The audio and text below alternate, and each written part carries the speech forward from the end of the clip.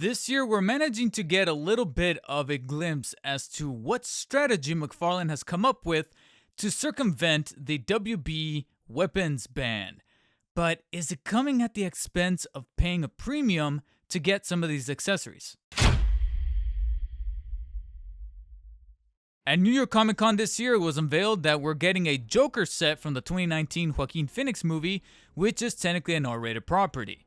Along with that, we also got some other Spawn stuff. We got another Flashpoint Batman that comes with guns. And notably, they all came with this little label that said 17 plus, not a toy.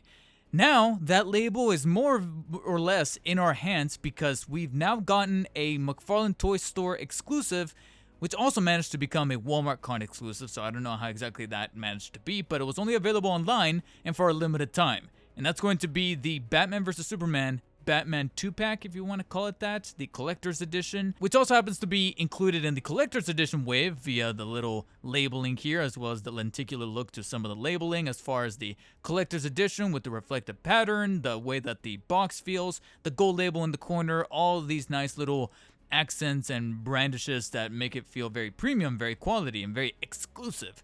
But is it really worth the price for just the few extra ammunition that you're really getting, considering that the figures they come with, do they really make an argument to be double dipped if you already have the standalone releases that are available in wide retailers? And it's an argument that I wanted to simply just tackle in a short initially, but I thought, you know what, there's actually more thoughts at play here, and I kind of want this to be a little bit more exposed to the masses and kind of bring the dialogue on over to the comment section as to whether or not we're going to be going down an ethical path when it comes to some of these weapons that are very specific for certain characters, but they're not going to be available as like standalone purchases. You know, we're not talking about the munitions pack or the multitude of munitions packs that are available on the McFarlane Toy Store website that you can buy separately and kind of customize and adorn different figures for so that they look a little bit more faithful to the character. That way, there's no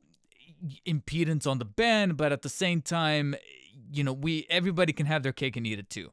Here, there's a little bit of a crux because this bundle was available for, I believe, $50, and you're getting 2 figures, an assortment of accessories, a diorama, and I believe that's really about the extent of it, along with the collector's edition cards that are very specific to the collector's edition wave. But is it really worth it? And to kind of really answer that question, I wanted to compare the figures first, which is probably going to be the easiest thing to tackle in this video, considering that I'm just going to spoil it right here and then.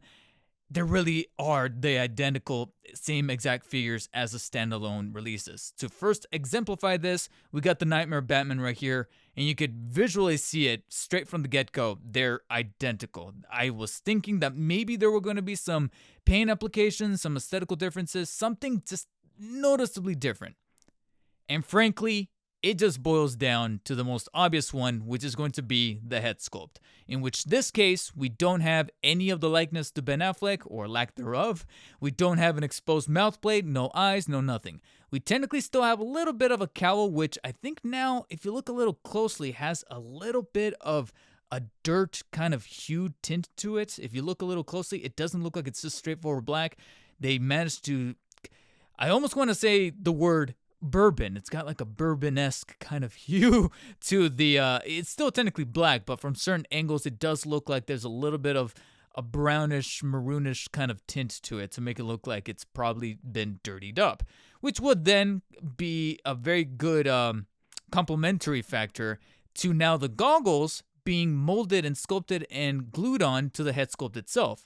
With this original release, it came as a standalone accessory that you can then adorn on the crown and around the temple area of the cowl, but you couldn't really pull all the way down because of the way that both the cowl and the goggles themselves were sculpted. This time, they kind of cut out the middleman, kind of spared you the expense of modifying the goggles because, again, they can't really fit all the way down. That's just how they are. Whereas here, they're fully pressed all the way down up onto his eyes and cover them completely. But they are static and placed in there permanently, so there's really no way to remove them. Same thing goes for the added scarf piece that is now covering up the entirety of his face, which is, like I said, tailored and sculpted and textured pretty appropriately. It's pretty much similar to that of the one that's kind of around his neck, but I noticed that they didn't really change much of the one from the original, except like I said, maybe the color is just a little bit of a darker, browner hue that's a bit more saturated, a bit more maroon-like. But apart from that, it doesn't look like they changed it, which ordinarily I'd be like, okay, whatever, they just placed it over the mouth. But if the scarf is placed over the mouth, then that means that technically the one around his neck should be smaller because he pulled it up. And here it looks like they're about the same size. So it blends in there perfectly along with the rest of the scarf that's on his neck. But technically, if we're going for accuracy, it should be a little smaller. Apart from that, though, you're dealing with the exact same figure. The coat is the same, the texturing, the paint applications, and then, of course, the articulation is the same. And unfortunately, that little mishap that I was mentioning about the original Nightmare Batman is also the same as far as the texture for the original BVS suit still peering through on the elbow joints as well as the little parts above the gauntlet. So they didn't fix that at all, and unfortunately, that's a missed opportunity. Same thing for there not being a holster where this empty panel should be. If you're going to be including certain band accessories, then at least include the holster to be able to carry them a little bit more appropriately on person, because unfortunately that functionality is still not found here. Apart from that, though, like I said, you're dealing with effectively the same figure. If anything, maybe the colors look just a little brighter because it looks like a newer figure that maybe came out of the printing press a little quicker or a little bit more recent than the other one because of it being a mass release. But apart from that, you're really not dealing with much. And frankly, the lack of differences are going to continue here even more predominantly with the armored Batman. Again, just cutting straight to the chase, it's the exact same figure, which I guess between the two, that's probably how I would prefer it, considering that this is my personal favorite out of the entire BVS wave as far as the paint applications, the boxy looks to the armor, the legs especially, the way that the paneling and the scuffing to make it look very airbrushed and damaged while at the same time very robust. Very much like the armored bat suit from the Zack Snyder film come to life in 7-inch format for the DC Multiverse. It looks legitimate. And then, of course, keeping the same things that we're working with that cloth cape with the tattered look at the end, but then the wiring, it's identical. And I guess in this case, it's definitely helping the figure. But of course, the only thing that I was able to pick apart as far as a major difference is the head sculpt. That's really about it. So kind of continuing the trend with Nightmare Batman, except there's a little bit of a change to the scarf. And then, like I said, maybe a few color hues are a little bit deeper, a little bit more saturated. But that's not necessarily the case with Armor Batman. Everything is the same across the board. I didn't see really any paint differences, sculpting differences. It's really just the head sculpt where you have the battle damage that we saw from the film towards the end of the fight between him and Superman. You got the cut across the face, exposing us to, in my opinion, an even worse likeness to Ben Affleck than even that of the Nightmare Batman, if I gotta be completely honest. Not only that, but the eyes kind of a little off-centered, so it looks like it's going in a different direction, so it kind of makes you wonder where exactly are you looking at. So I guess if you're gonna be posing him with Superman, he's gonna be looking towards this direction, which would make sense considering the way that they were kind of blocked in that scene.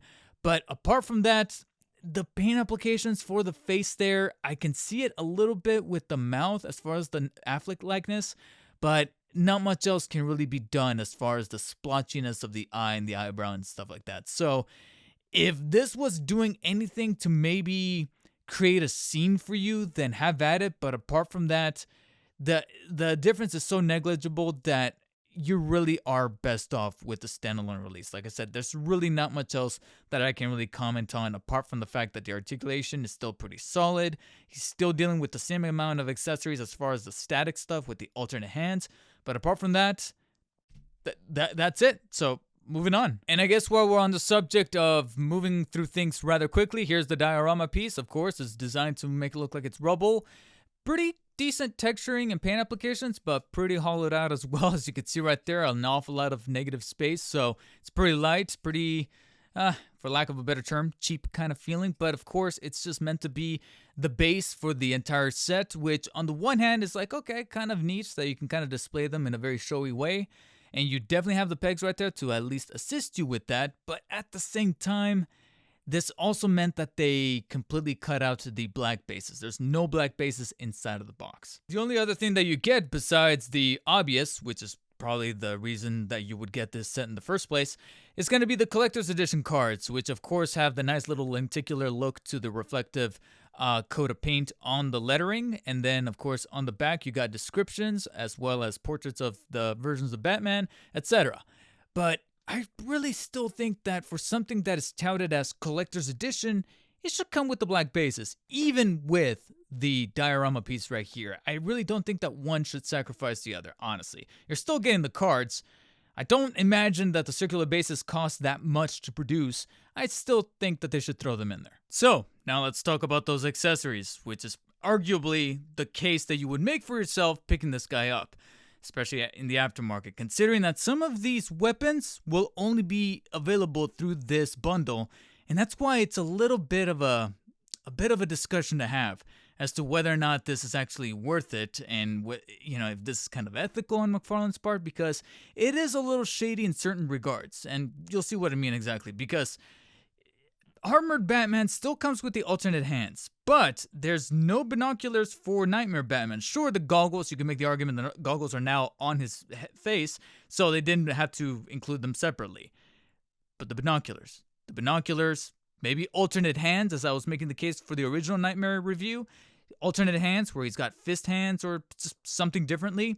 No, still exactly the same gripping hands. However, this time they have better context to be able to grab some of the weaponry that's included in the set. And frankly, I feel like Armored Batman still got the best end of the stick when it comes to those weapons, because with Nightmare Batman, he technically does come with some of the much more hardcore stuff, like this very elongated pistol. I don't know exactly what kind of official name for it would be, but it is in fact a pistol with a much longer nozzle than I'm traditionally used to, and it's sculpted pretty decently. It fits right at home with, like I said, the munitions pack. But I guess you could almost make the argument that that's kind of a negative, because then you can take some of the other weapons that are included in the munitions pack, and they would practically seem at home with Nightmare Batman. So not much to really say about this specific pistol, except, like I said, it's got the longer nozzle, so it kind of looks cool by that distinction. And then an accessory that could be used for either of these two figures would be the frag grenade. I believe it's the frag grenade that I think at one point Batman threw to kind of throw off Superman when he was wearing the armored suit. But I would argue that it could also be utilized with Nightmare Batman when he was fighting the parademons once the deal goes wrong. So you do have that included there. Then we get to some more specific stuff that you're not going to really find anywhere else. And it's also very specific towards these versions of the characters. Because here we do have, I guess it's a grapple gun. If I'm not mistaken, I could be wrong, but I believe that this is mostly with Armored Batman, and I don't remember him utilizing the grappler when he was Nightmare Batman. Unless there was a specific move that he pulled during the choreography when he was fighting the parademons during that one-take shot. So I do understand that this is most notably an Armored Batman accessory. And again, the chrome finish on it is pretty decent, as well as the sculpting, but I do kind of wish that the grapple would actually be removable here. But it's simply just a rubberized piece right there stuck to the nozzle, so do be careful, because it does manage to be, it's not really wonky all that much, but it can have a tendency to bend, as well as the handle itself. So do be careful, but it's not a bad accessory. And this one, I wholeheartedly cannot remember who utilized it. I want to say it's Nightmare Batman, but at the same time, I think he used it towards the end fight of the armored fight with him and Superman, where he used it to kind of pierce through Superman's leg, and that's how he swung him around. So maybe the grapplers for Nightmare, I can't remember. These two are kind of interswappable to a certain extent, but he does come with a crossbow, except considering how head-on and lethal this thing is, I almost want to associate it with Nightmare Batman, as far as just how very blunt and very sophisticated this kind of weapon really is. So you do have the crossbow there. It's a little warped here towards the nozzle, so that's a little bit unfortunate. And the color scheming is pretty much that on par with the grappler as well, as far as the chrome and the black, but it's sculpted pretty nicely. It does have a little bit of a crosshair kind of reticle right there that's folded down, so I would have liked it if maybe that was propped up to add a little bit of extra detail and an extra bit of life to it.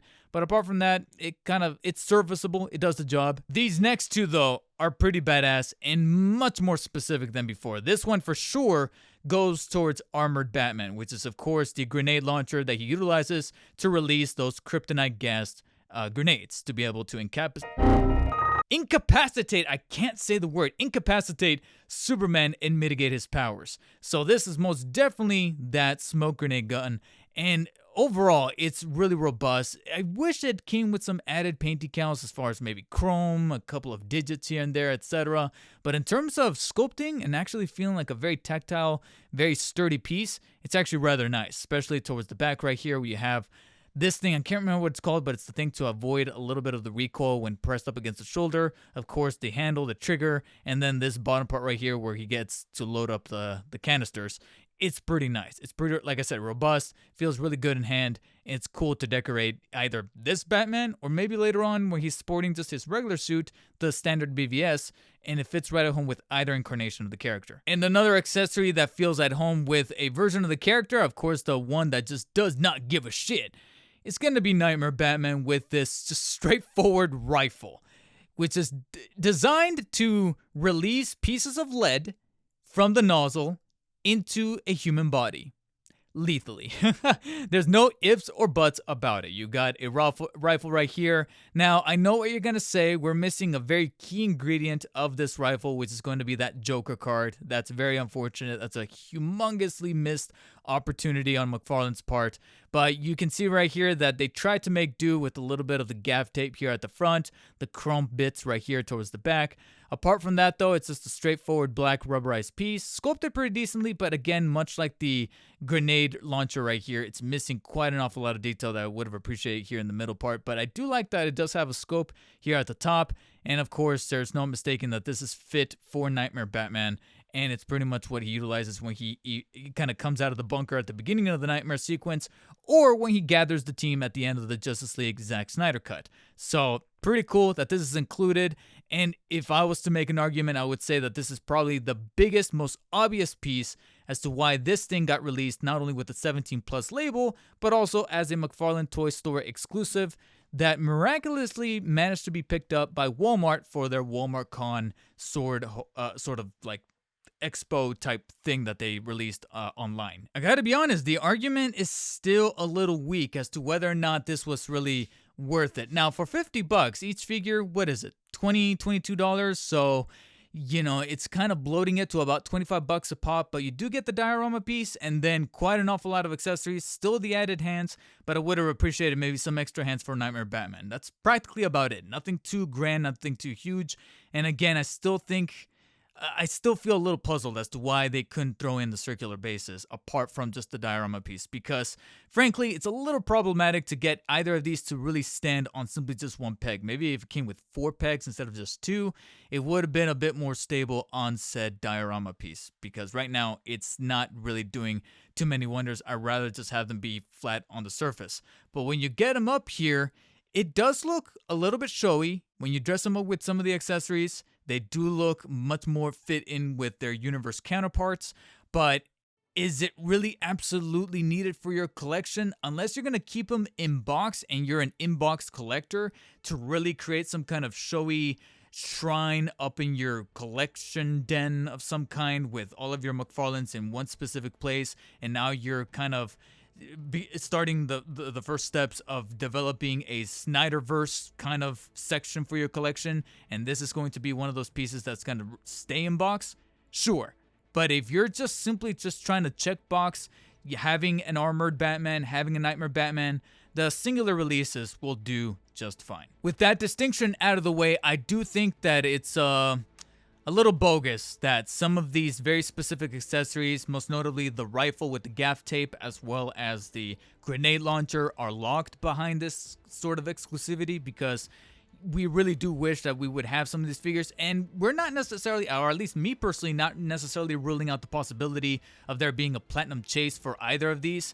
I technically know that there's an armored Batman chase where he comes with the spear that is then tossed in with the Doomsday Superman 2-packs, so it's kind of strange that that's your gateway, or at least your gateways, to get that spear, either to get lucky and find that chase for armored Batman with the ugly-ass glow paint application that they put on there that I'm not a huge fan of, or get the Doomsday Superman 2-pack, which I personally cannot recommend. It's way overpriced for what you're really getting, and if you really absolutely need that spear, then sure, by all means, but for now, it would be neat if maybe down the line McFarlane would listen to some of these criticisms and be like, okay, we're gonna take all of the BVS stuff that goes hardcore specifically for the R-rated version of the Zack Snyder cut of Justice League, as well as the Ultimate Edition of BVS, and we're gonna just bundle them all together. The spear, these guns, Wonder Woman sword, or stuff like that, since you maybe already own a Wonder Woman and can't get the brand new BVS because you're Wonder Woman out.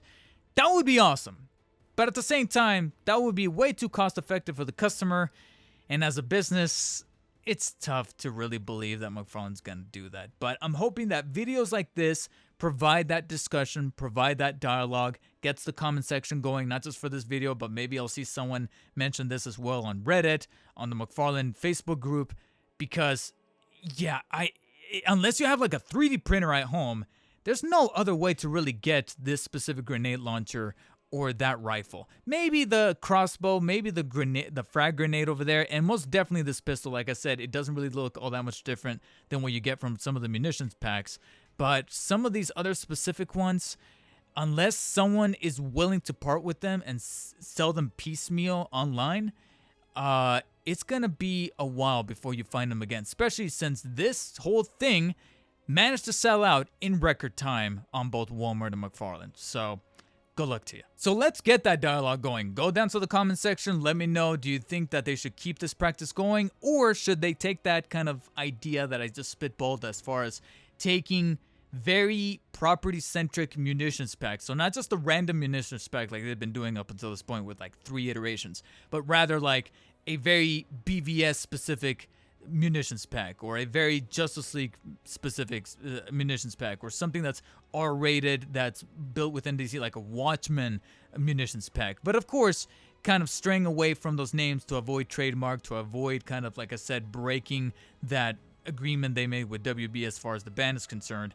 and just kind of, hint at it. Say like, okay, this is designed for Batman vs. Superman without calling it the Batman vs. Superman munitions. I don't know. That's just an idea that I'm tossing, and I want to hear what you guys' reception is to it in the comment section. And while you're down there, hit the thumbs up button if you liked this video, thumbs down if you did not. And as always, guys, stay humble, take care, and I'll catch you on the next one.